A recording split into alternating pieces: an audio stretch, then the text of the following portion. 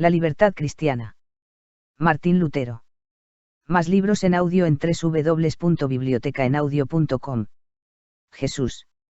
A fin de que conozcamos a fondo lo que es el cristiano y sepamos en qué consiste la libertad que para él adquirió Cristo y de la cual le ha hecho donación, como tantas veces repite el apóstol Pablo, quisiera asentar estas dos afirmaciones. El cristiano es libre y señor de todas las cosas y no está sujeto a nadie. El cristiano es servidor de todas las cosas y está sujeto a todos. Ambas afirmaciones se encuentran claramente expuestas en las epístolas de San Pablo, por lo cual, siendo libre de todos, me he hecho siervo de todos. Asimismo, no debáis a nadie nada, sino el amarse unos a otros. El amor empero es servicial y se supedita a aquello en que está puesto, y a los Gálatas, donde se dice de Cristo mismo: Dios envió a su Hijo, nacido de mujer y nacido bajo la ley. Para poder entender ambas afirmaciones, de por sí contradictorias, sobre la libertad y la servidumbre, pensemos que todo cristiano posee una naturaleza espiritual y otra corporal.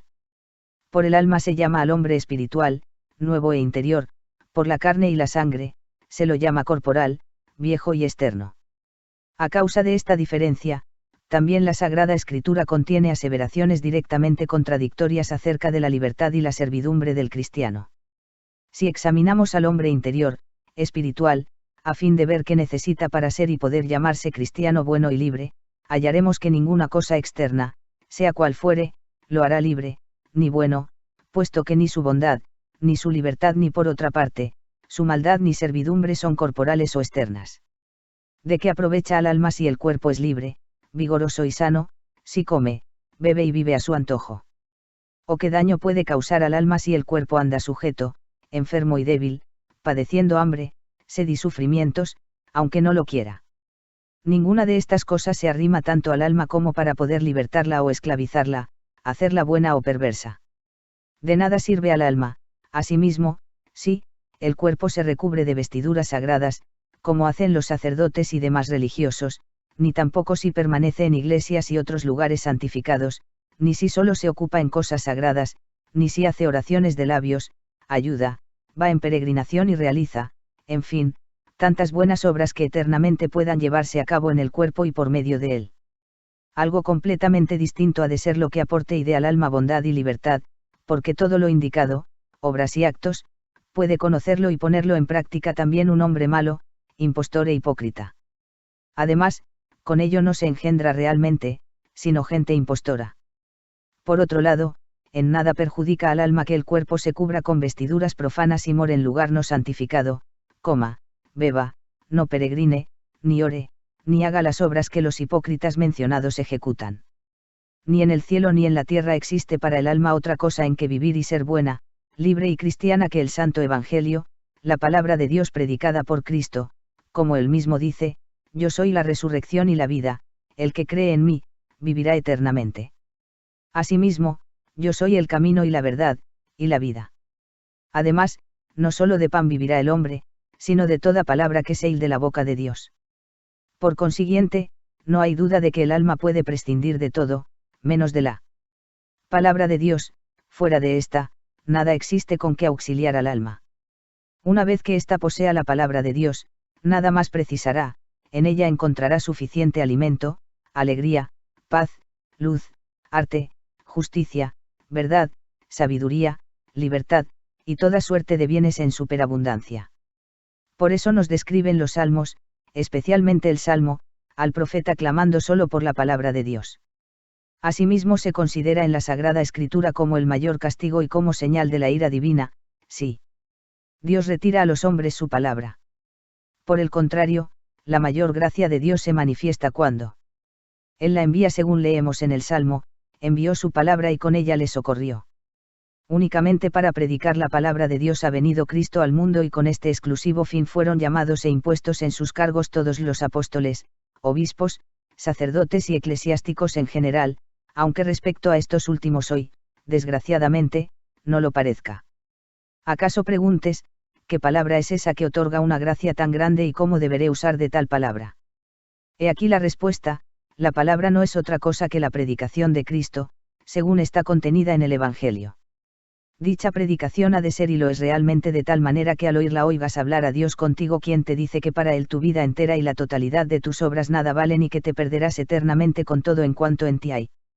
Oyendo esto, si crees sinceramente en tu culpa, perderás la confianza en ti mismo y reconocerás cuán cierta es la sentencia del profeta Oseas: oh Israel, en ti solo hay perdición, que fuera de mí no hay salvación.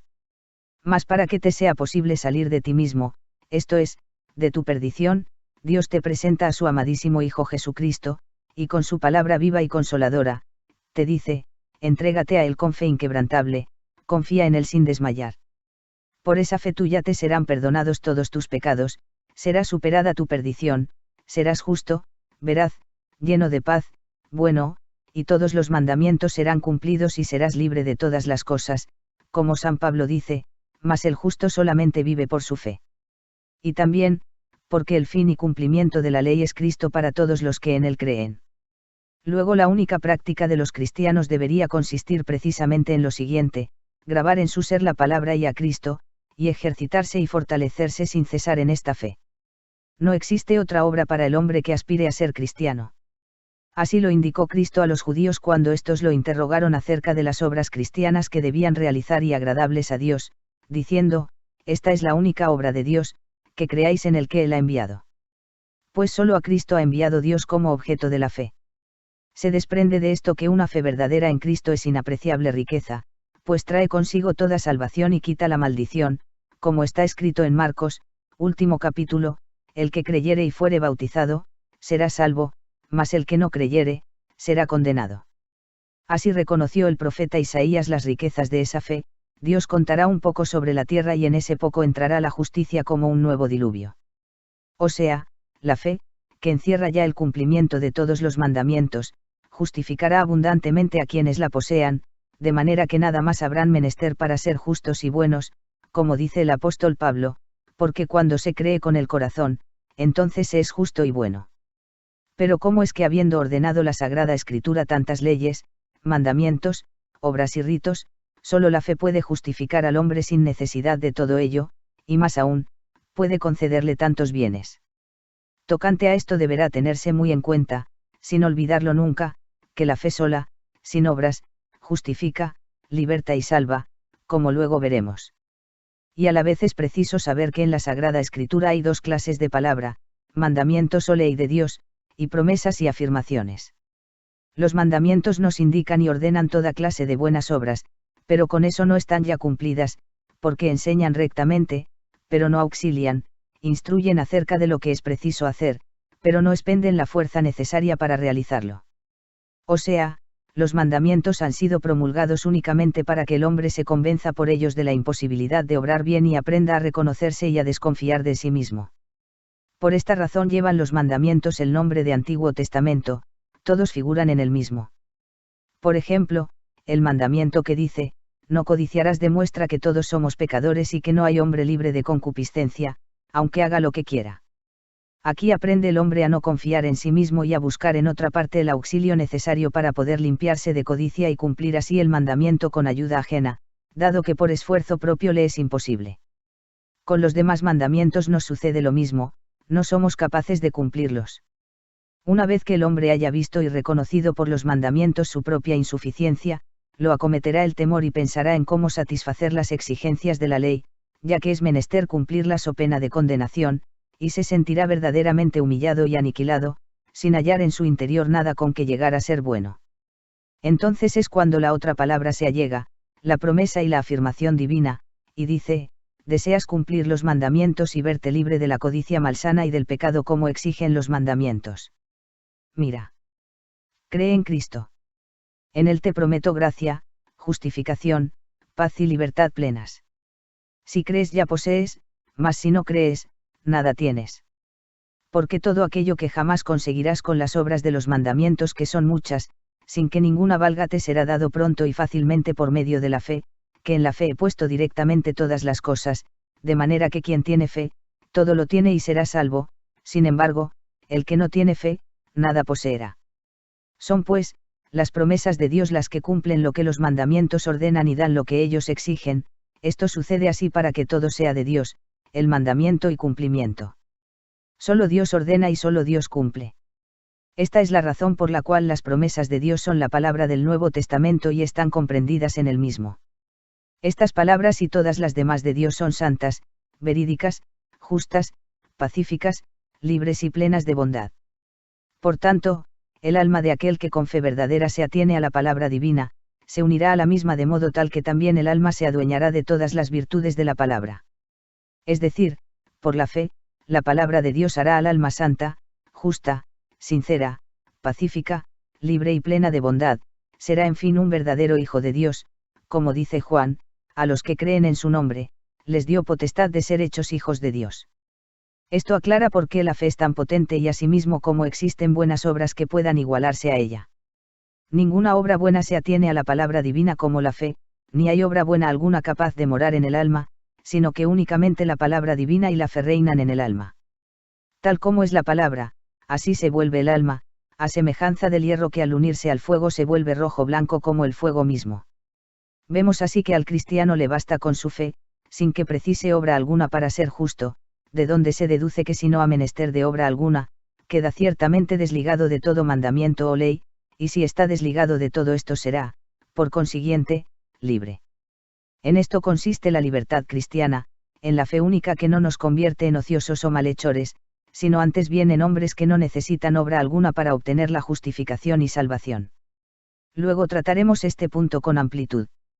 También se asemeja la fe a un hombre que confía en otro porque aprecia su bondad y veracidad, lo cual es el honor más grande que un ser humano puede rendir a otro.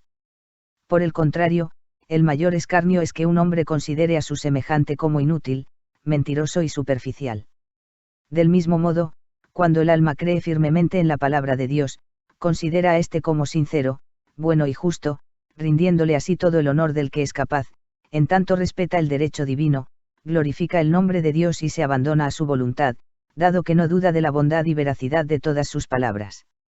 Por el contrario, el deshonor mayor que a Dios puede hacérsele es no creerle, cosa que sucede si el alma lo considera incapaz, falaz y superficial, negándole con tal incredulidad y haciendo de su propio sentir un ídolo levantado en el corazón contra Dios, como si su propia sabiduría pudiera superar a la divina. Al ver Dios que el alma lo reconoce por la única verdad y que lo honra así con su fe, él, a su vez, honra al alma y la considera buena y sincera. Por consiguiente, por la fe es el alma realmente buena y sincera, porque bueno es y conforme a la verdad que se considere a Dios como bondad y verdad mismas, lo cual hace al hombre también justo y sincero, siendo así que es sincero y justo conceder a Dios toda la verdad. Y esto es algo que no realizan quienes en lugar de creer se esfuerzan poniendo en práctica muchas buenas obras. No solo obra la fe compenetrando al alma íntimamente con la palabra de Dios, dotándola de gracia, libertad y bienaventuranza, sino que la misma fe también une al alma con Cristo, como la esposa con su esposo. De tales desposorios resulta, según el apóstol Pablo, que Cristo y el alma forman un solo cuerpo, de manera tal que todo cuanto ambos poseen, bienes, dicha, desdicha, todo, en fin, lo poseen en común. Esto es, lo que a Cristo de por sí pertenece, pasa a pertenecer también al alma, y lo que ésta posee pasa a ser posesión de Cristo. Así, Cristo posee todos los bienes y la bienaventuranza que pertenecen al alma. De la misma manera no dispone el alma de maldad y pecado, los cuales se transfieren a Cristo. Aquí comienza el gozoso trueque y la alegre porfía. Cristo es Dios y hombre, pero jamás ha cometido pecado, su justicia es invencible, eterna y omnipotente. Al apropiarse Cristo del pecado del alma creyente en virtud del anillo de bodas de ésta, es decir, por su fe, es como si Cristo mismo hubiera cometido el pecado, de donde resulta que los pecados son absorbidos por Cristo y perecen en él, que no hay pecado capaz de resistir la invencible justicia de Cristo. De este modo se ve el alma limpia de todos sus pecados, en virtud de la dote de boda, o sea, el alma es por su fe libertada y dotada con la justicia eterna de su esposo Jesucristo. ¿No es acaso alegre negocio que Jesucristo, el novio rico, noble y bueno, se despose con una insignificante ramera, pobre, despreciable y mala, sacándola así de todo mal y adornándola con toda clase de bienes? Ya no es posible que el alma sea condenada por sus pecados, una vez que estos también son de Cristo, en el cual han perecido. De esta suerte dispone el alma de una justicia tan superabundante por su esposo que es capaz de resistirse contra todos los pecados, aunque ya estuviera sobrecargada de ellos. A este respecto dice el apóstol Pablo: gracias sean dadas a Dios que nos ha dado la victoria en Cristo Jesús, en la que han sido absorbidos la muerte con el pecado. Comprenderás ahora, lector, por qué motivo se concede tal valor a la fe, afirmando que cumple los mandamientos y justifica sin necesidad de otras obras. Ya has visto cómo solo la fe cumple el primer mandamiento, el cual ordena: honrarás al Señor, tu Dios. Aunque fueras de pies a cabeza una sola y pura buena obra, no serías justo ni darías a Dios honra alguna con ello, o sea, dejarías incumplido el primero de todos los mandamientos. Honrar a Dios solo es factible si se reconoce de antemano que Él es la verdad y la suma de todas las bondades, como es en verdad. Sin embargo, dicho conocimiento no cabe en las buenas obras, sino únicamente en la fe del corazón. Por eso es solo la fe la justicia del hombre y el cumplimiento de los mandamientos, pues quien cumple el primer mandamiento cumplirá también segura y fácilmente los demás. Las obras son, por el contrario, cosa muerta, no pueden honrar y alabar a Dios, aun cuando pueden practicarse en su honor y alabanza, si la fe está presente. Pero nosotros andamos buscando no aquello que puede realizarse, como las obras, sino al autor y maestro que honra a Dios y lleva a cabo las obras. Este no es sino la fe de corazón, que es la cabeza y toda la sustancia de la justicia. Por consiguiente, la doctrina que enseña a cumplir los mandamientos con obras, es una doctrina tan peligrosa como malvada, toda vez que los mandamientos han de ser cumplidos por la fe antes que por las obras, ya que éstas siguen a tal cumplimiento como enseguida veremos. Para conocer más a fondo lo que en Cristo poseemos y el bien tan grande que supone tener una fe verdadera, ha de saberse que anteriormente al Antiguo Testamento y en este mismo, Dios escogió y retuvo para sí el primogénito viril de hombres y animales. Ahora bien, la primera criatura nacida fue de valor inapreciable y aventaja a todos los nacidos en dos grandes cosas, como son, la soberanía y la clerecía, o en otras palabras, el reino y el sacerdocio. Es decir, el niño que primero nació era señor de todos sus hermanos, y al mismo tiempo sacerdote o papa ante Dios. Este símil se refiere a Jesucristo, el cual es realmente el primogénito de Dios el Padre, nacido de la Virgen María. Por eso es él también rey y sacerdote, aunque en sentido espiritual, toda vez que su reino no es de este mundo ni consiste en bienes terrenales, sino puramente espirituales, como son, la verdad, la sabiduría, la paz, el gozo, la bienaventuranza, etc. Sin embargo, no quedan tampoco excluidos los bienes temporales, pues todas las cosas están supeditadas a Cristo, así las del cielo como las de la tierra y del infierno. Se explica que no veamos a Cristo, porque reina espiritual e invisiblemente. Asimismo no consiste su sacerdocio en actos exteriores o en vestiduras, como sucede entre los hombres, sino en un sacerdocio en espíritu, invisible. De este modo Cristo está delante de Dios, rogando sin cesar por los suyos, sacrificándose a sí mismo, haciendo, en fin, cuanto a un sacerdote bueno corresponde. Intercede por nosotros, como dice San Pablo, y al mismo tiempo nos instruye interiormente, en nuestro corazón.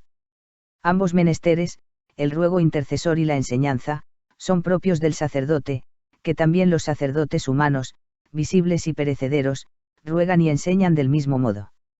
Cristo, en posesión de la primogenitura y toda la gloria y dignidad que a la misma pertenecen, hace participar de ella a todos los cristianos, a fin de que por la fe también ellos sean reyes y sacerdotes con Cristo. Así dice San Pedro: vosotros sois reino sacerdotal y sacerdocio real.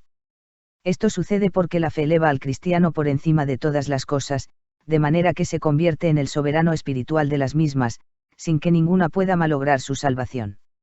Antes, al contrario, todo le queda supeditado y todo ha de servirle para su salvación, como enseña San Pablo: todas las cosas habrán de ayudar a los escogidos para su mayor bien, sea la vida o la muerte, el pecado o la justicia, lo bueno y lo malo, llámese como quiera.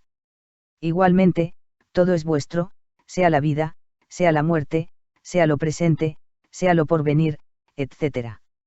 Claro está que esto no significa que ya dominemos corporal o materialmente todas las cosas, poseyéndolas y haciendo uso de ellas, como hombres que somos. No es esto posible, dado que todos tenemos que perecer corporalmente, y nadie puede escaparse de la muerte.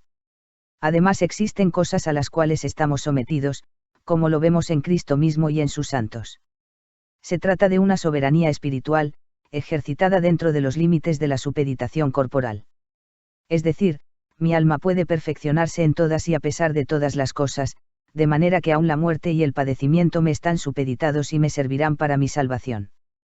Qué elevado y estupendo honor. Qué soberanía tan real y omnipotente. Es este un reino espiritual, donde nada hay tan bueno o tan malo que no tenga que beneficiarme, si tengo la fe, sin que nada necesite, porque con mi fe me basta. He aquí cuán hermosos son el señorío y la libertad de los cristianos. Además, somos sacerdotes, lo que vale mucho más que ser rey, toda vez que el sacerdocio nos capacita para poder presentarnos delante de Dios rogando por los demás hombres, puesto que solo a los sacerdotes corresponde por derecho propio estar a los ojos de Dios y rogar. A Cristo le debemos este don de interceder y suplicar en espíritu unos por otros, semejantes al sacerdote que corporalmente intercede y ruega ante Dios por el pueblo. Empero, a quien no cree en Cristo ninguna cosa puede beneficiarlo, antes al contrario, estará supeditado a todas como un siervo, y todas lo hacen alterarse. Tampoco su oración alcanzará el agrado de Dios, ni siquiera llegará hasta él. ¿Quién es capaz de abarcar la grandeza y el honor del cristiano? Por su reinado y soberanía dispone él de todas las cosas, por su sacerdocio influye en Dios, puesto que Dios obra conforme al ruego y deseo del cristiano, como leemos en el Salmo, Dios cumplirá el deseo de todos los que le temen y oirá su oración. Este honor lo recibe el cristiano solo por la fe, pero no por las obras. De lo dicho se deduce claramente que el cristiano es libre de todas las cosas y soberano de ellas, sin que precise, por tanto, de obra buena alguna para ser justo y salvo. La fe es la que da de todo en abundancia. Y si el cristiano fuera tan necio de pensar ser justo, libre, salvo o cristiano en virtud de las buenas obras, perdería su fe y con ella todo lo demás. Semejante sería el tal a aquel perro del cuento que llevaba un trozo de carne en la boca, y viéndolo reflejado en el agua, quiso cogerlo de un bocado, perdió el trozo de carne y además también la imagen del mismo en el agua. ¿Acaso te preguntes qué diferencia hay entre los sacerdotes y los laicos en la cristiandad, sentado que todos los cristianos son sacerdotes? La respuesta es la siguiente: las palabras sacerdote, cura, eclesiástico y otras semejantes fueron despojadas de su verdadero sentido al ser aplicadas únicamente a un reducido número de hombres que se apartaron de la masa y formaron lo que ahora conocemos con el nombre de estado sacerdotal. La Sagrada Escritura no hace diferencias entre cristianos, sino que solo distingue los sabios y los consagrados que reciben el nombre de ministri, servi, o economi, que significa, servidores, siervos y administradores, y cuya misión consiste en predicar a los demás a Cristo y sobre la fe y la libertad cristiana. Aunque todos seamos iguales sacerdotes, no todos podemos servir, administrar y predicar. Así dice San Pablo, queremos ser considerados por los hombres únicamente como servidores de Cristo y administradores del Evangelio.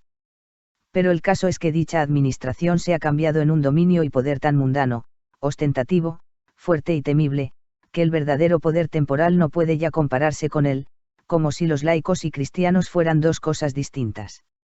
Claro es que con ello se ha despojado totalmente de su sentido a la gracia, la libertad y la fe cristianas, así como también a todo aquello que de Cristo hemos recibido, y hasta a Cristo mismo. ¿Y qué se nos ha dado en cambio? Muchas leyes y obras humanas, haciéndonos así verdaderos esclavos de la gente más incapaz del mundo. Puede deducirse de lo expuesto que no basta con predicar superficialmente sobre la vida y obra de Cristo, cual si se tratase de un mero hecho histórico o una crónica, aún es peor callarse sobre Cristo y en su lugar predicar el derecho eclesiástico u otras leyes y doctrinas humanas. También hay muchos que al predicar o leer sobre Cristo se muestran llenos de compasión con él, pero de odio contra los judíos, o se entretienen, en fin, con diversas tonterías. Ahora bien, es menester predicar a Cristo en tal forma que la predicación brote en ti y en mí la fe y se mantenga en nosotros, una fe que solo nace y permanece cuando se nos predica porque vino Cristo al mundo, de qué manera hemos de valernos de él y de sus beneficios, qué es lo que él nos ha traído y donado. Se predicará de este modo cuando se interpreta debidamente la libertad cristiana que de Cristo hemos recibido, y cuando se nos dice de qué modo somos reyes y sacerdotes, y dueños y señores de todas las cosas, y que Dios se complace en todo cuanto hacemos y lo atiende, según hemos venido diciendo. Y el corazón que oye esto de Cristo, se gozará hasta lo más profundo, se sentirá consolado, se volverá blando para con Cristo, y le corresponderá amándolo, cosas todas en fin, a las que jamás podría llegar el corazón mediante el cumplimiento de leyes y obras. Por lo demás, que podría dañar o atemorizar a un corazón que así siente. Si el pecado y la muerte se allegan, le dice su fe que la justicia de Cristo es suya y que sus pecados tampoco son ya suyos sino de Cristo. De este modo, el pecado se desvanece ante la justicia de Cristo por la fe y en la fe, como antes se dijo, y el hombre aprende a porfiar a la muerte y al pecado como el apóstol, y exclama: ¿Dónde está, oh muerte, tu victoria? ¿Dónde está, oh muerte, tu aguijón? Tu aguijón es el pecado. Mas a Dios sean dadas gracias y alabanzas, que nos ha otorgado la victoria por Jesucristo nuestro Señor. Absorbida es la muerte con su victoria, etc. Bástelo hasta aquí expuesto acerca del hombre interior o espiritual, de su libertad y de su justicia esencial, para lo cual no precisa ley u obra buena alguna, más aún, sería perjudicial a la justificación si quisiera alcanzarla mediante leyes y obras. Pasemos ahora a la otra parte, a la referente al hombre externo. Al hacerlo, replicaremos a todos aquellos que, escandalizados por nuestros razonamientos, suelen exclamar: está bien, si la fe ya lo es todo y por sí sola basta para la justificación, porque han sido ordenadas las buenas obras. Vivamos, pues, alegres y confiados y sin hacer nada. No, amado hermano, eso es un error. Podría suceder lo que tú dices, si fueras ya del todo un hombre interior, puramente espiritual e interior, cosa que no tendrá lugar antes del día del juicio final. En este mundo todo es comienzo y crecimiento, y el fin vendrá en el otro mundo. Por eso habla el apóstol de primitias spiritus, o sea, los primeros frutos del espíritu, y también por eso cabe aplicar lo que antes se dijo: el cristiano es servidor de todas las cosas y está supeditado a todos. Con otras palabras, dado que es libre, nada necesita hacer; dado que es siervo, ha de hacer muchas y diversas cosas. Veamos cómo sucede esto. Aun cuando el hombre esté ya interiormente, por lo que a su alma respecta, bastante justificado por la fe y en posesión de todo cuanto precisa, aunque su fe y suficiencia tendrán que seguir creciendo hasta la otra vida, sigue, sin embargo, en el mundo y ha de gobernar su propio cuerpo y de convivir con sus semejantes. Y aquí comienzan las obras. El hombre, dejando a un lado toda ociosidad, está obligado a guiar y disciplinar moderadamente su cuerpo con ayunos, vigilias y trabajos, ejercitándolo a fin de supeditarlo e igualarlo al hombre interior y a la fe, de modo que no sea impedimento ni haga oposición, como sucede cuando no se lo obliga. Pues, el hombre interior va al unísono con Dios, se goza y se alegra por Cristo, que tanto ha hecho por él, y su mayor y único placer es, su vez, servir a Dios con un amor desinteresado y voluntario. Empero en su carne late una voluntad rebelde, una voluntad inclinada a servir al mundo y a buscar lo que más la deleita. Pero la fe no puede sufrirlo y se le arroja de modo al cuello amorosa, para apaciguarlo y subyugarlo. Dice el apóstol Pablo: según el hombre interior, me deleito en la ley de Dios, mas veo otra ley en mis miembros que me lleva cautivo a la ley del pecado. Del mismo modo, golpeo mi cuerpo y lo pongo en servidumbre, no sea que habiendo sido un maestro para otros, yo mismo venga a ser eliminado. Y asimismo, pero los que son de Cristo crucifican su carne con sus afectos y concupiscencia. Pero dichas obras no se realizarán pensando que por ellas el hombre se justifica ante Dios, pues tal pensamiento es insoportable para la fe, la cual es y será siempre la única justicia a los ojos de Dios.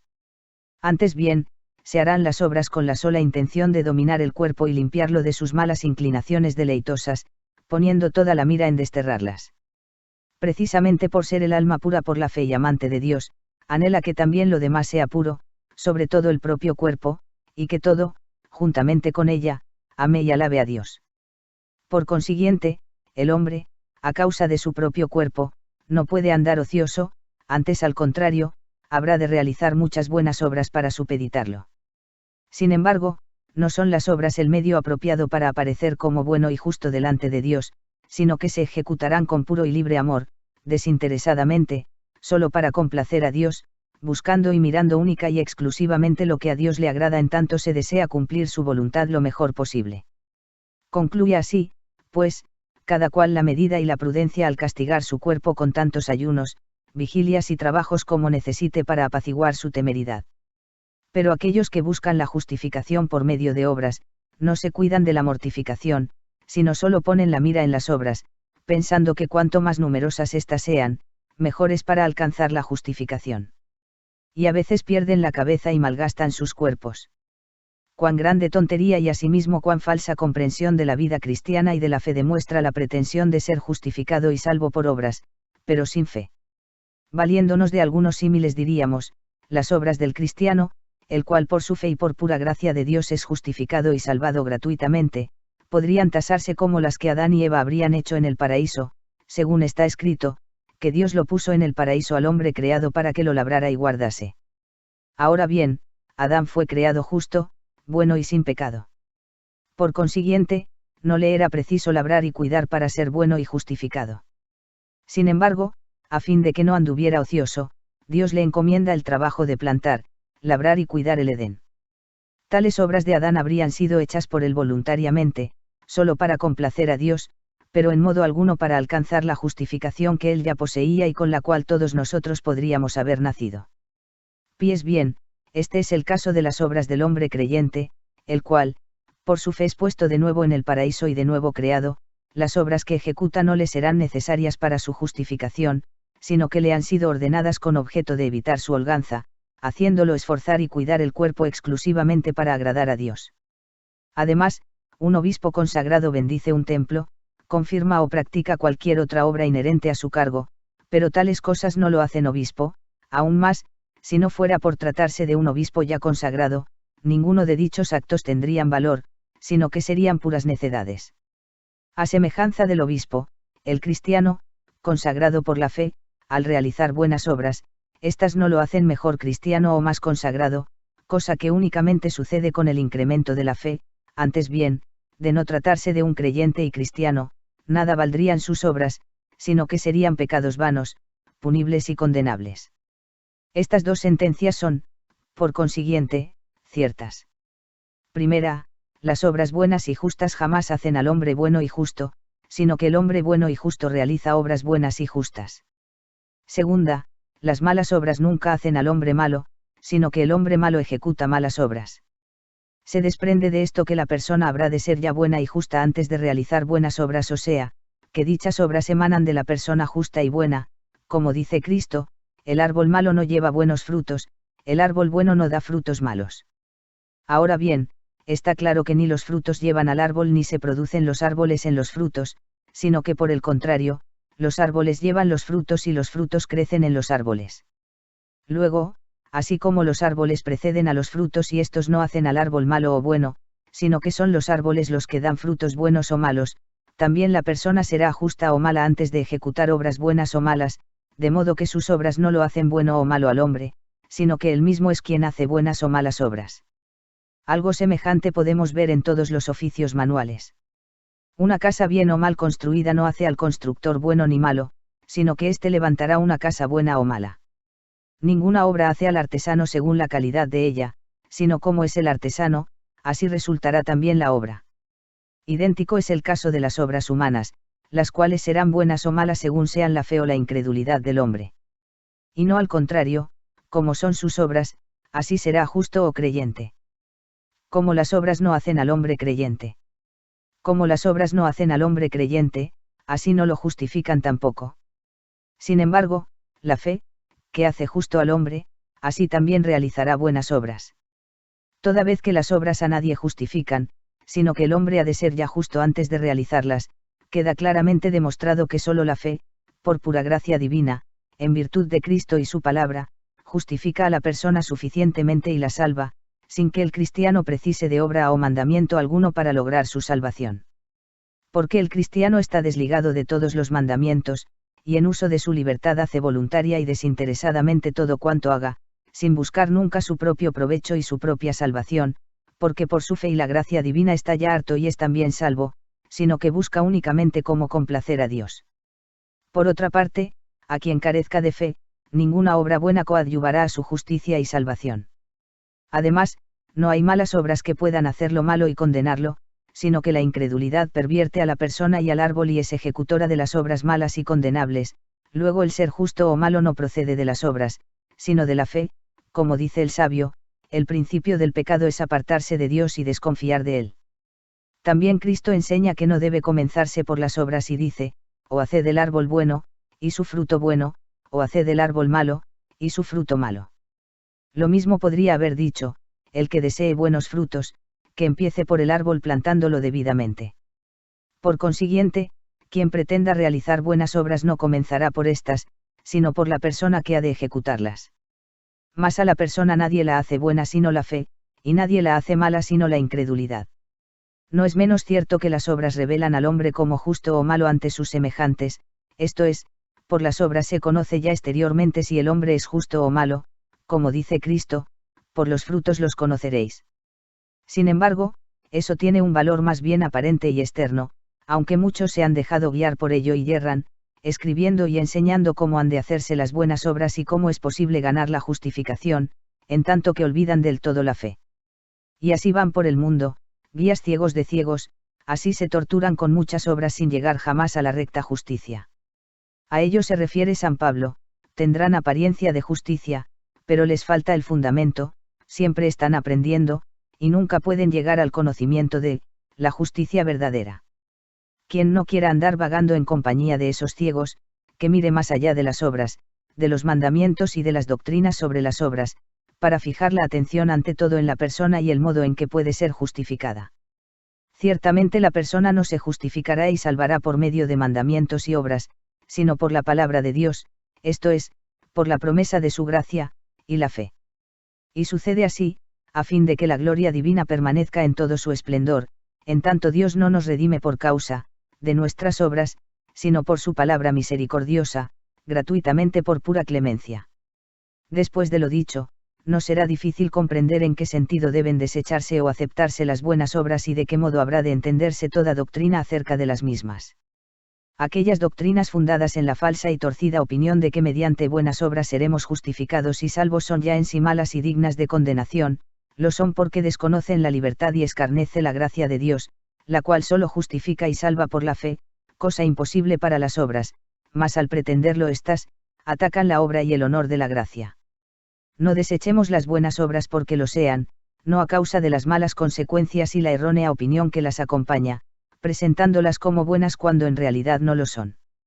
De donde resulta que tales doctrinas son engañosas y engañan al hombre, son como lobos rapaces con piel de oveja. Sin la fe no es posible destruir aquellas malas consecuencias y aquella falsa creencia en las obras.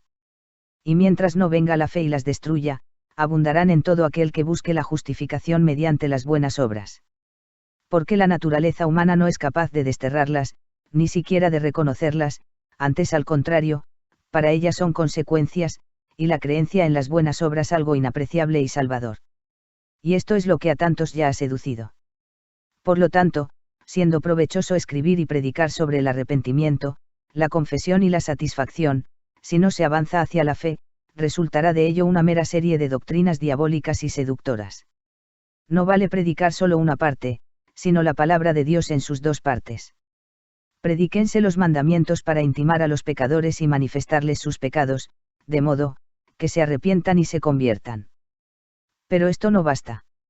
Es preciso anunciar también la otra palabra, la promesa de gracia, enseñando lo que es la fe y la esperanza, sin la cual mandamientos, arrepentimiento y todo lo demás son cosas vanas.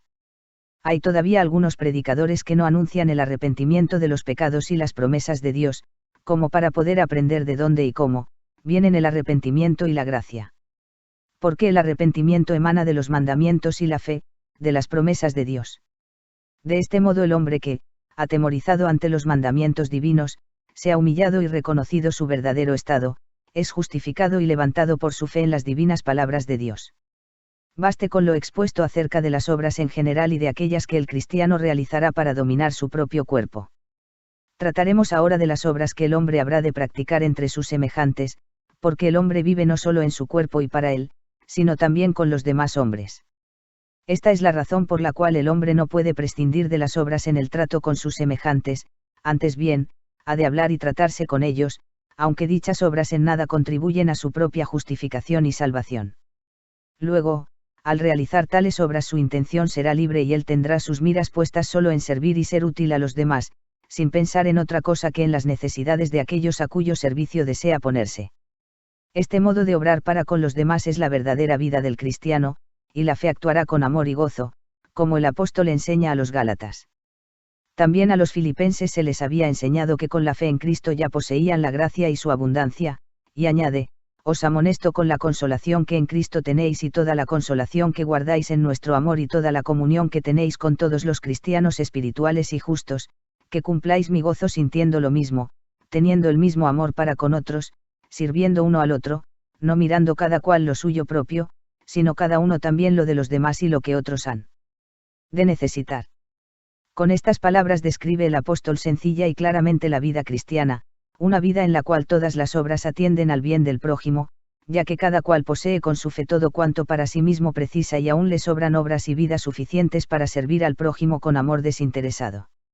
A Cristo presenta el apóstol como ejemplo, diciendo, haya, pues, en vosotros este sentir que hubo en Cristo, el cual, siendo pleno de forma divina y teniendo suficiente para sí, sin que necesitara de vida, obras y sufrimiento, para ser justo y salvo, se anonadó y humilló a sí mismo, tomando forma de siervo, haciéndolo y sufriéndolo todo, no mirando más que nuestro propio bien, y así, siendo libre, se hizo siervo por causa nuestra.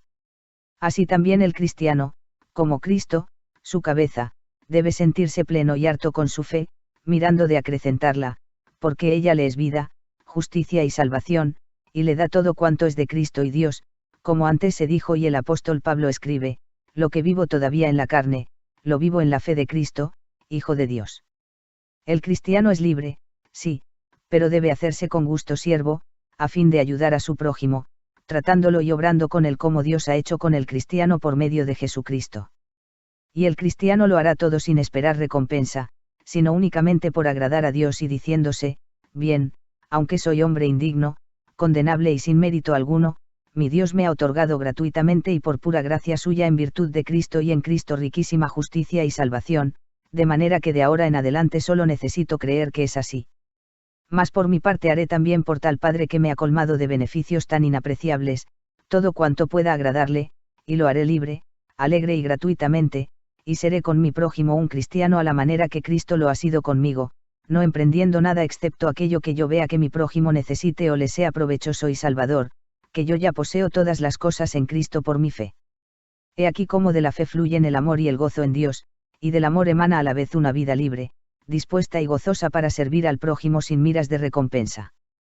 Porque así como el prójimo padece necesidad y carece de aquello que a nosotros nos sobra, así padecíamos nosotros mismos también gran necesidad ante Dios y hubo de socorrer la gracia.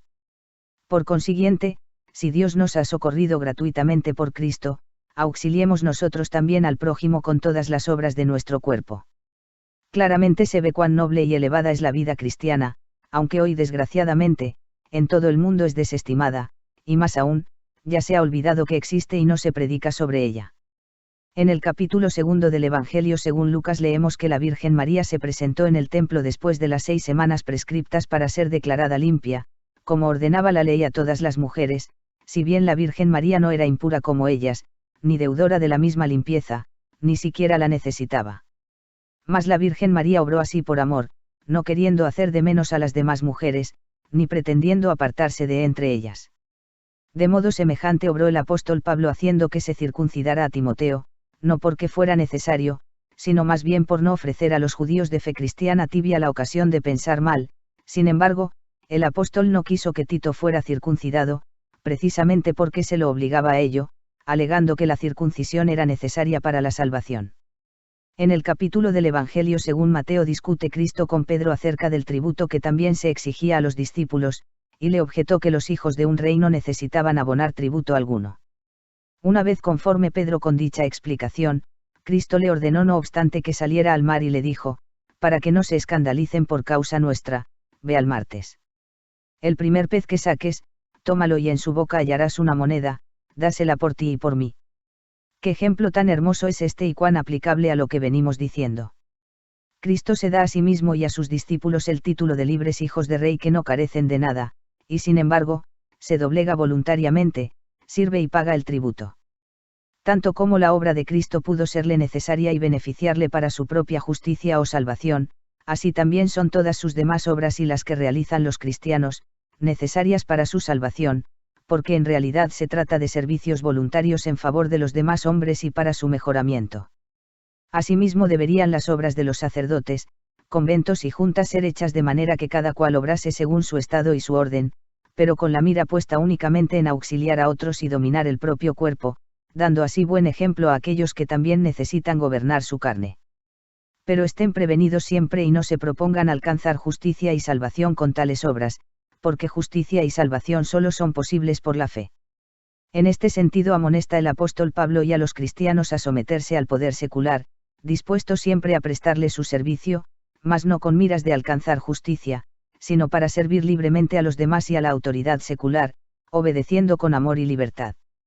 Quien entienda esto podrá vivir fácilmente en medio de los innumerables preceptos y leyes del Papa, de los obispos, de los conventos, de las juntas, de los príncipes y señores de que algunos prelados irrazonables hacen uso y los presentan como si fueran necesarios para la salvación, denominándolos injustamente mandamientos de la Iglesia, injustamente, porque el cristiano libre camina así: ayunaré, oraré, haré esto y lo otro tal como ha sido ordenado, pero no me hace falta ni busco mi justicia y salvación con ello, sino que lo hago por el Papa, el obispo, la comunidad, o también por mi hermano en la fe o por mi Señor, a fin de dar ejemplo, servir y sufrir. ¿Qué cosas mucho mayores ha hecho y padecido Cristo por mí, aunque Él lo necesitaba mucho menos que yo? Y aunque los tiranos exijan lo que no les corresponde, en nada me perjudicará mientras no vaya contra Dios. De lo hasta aquí expuesto cualquiera puede formarse un juicio exacto y distinguir entre todas las obras y los mandamientos, así como también entre prelados, ciegos y locos y aquellos que son razonables. Porque toda obra que no persiga el fin de servir a los demás y sufrir su voluntad siempre que no se obligue a ir contra la voluntad de Dios no será una buena obra cristiana. Por eso sospecho que son pocas las fundaciones, iglesias, conventos, altares, misas y legados verdaderamente cristianos, y asimismo los ayunos y oraciones especiales dirigidos a algunos santos. Temo que con todo ello cada cual trabaje solo por lo suyo, pensando expiar sus pecados y conseguir la salvación. Este afán nace de la ignorancia sobre la fe y la libertad cristiana. Pero hay también prelados irrazonables que empujan a la gente a obrar de tal modo ensalzándolo y coronándolo todo con indulgencias, pero olvidándose de instruir en la fe. Yo te aconsejo que si deseas hacer un legado en bien de la Iglesia, o si quieres orar y ayunar, no lo hagas pensando en tu propio provecho, antes al contrario, hazlo desinteresadamente, para que los demás lo disfruten y se beneficien con ello. Si tal haces, eres un verdadero cristiano. ¿Por qué quieres retener tus bienes y buenas obras que te sobran para cuidar y dominar tu propio cuerpo, toda vez que ya vienes bastante con tu fe, en la que Dios te ha otorgado ya todas las cosas? Sabrás que los bienes de Dios han de pasar de unos a otros y pertenecer a todos, o sea, cada cual cuidará a su prójimo como a sí mismo. Los bienes divinos emanan de Cristo y entran en nosotros, de Cristo, de aquel cuya vida estuvo dedicada a nosotros, como si fuera la suya propia.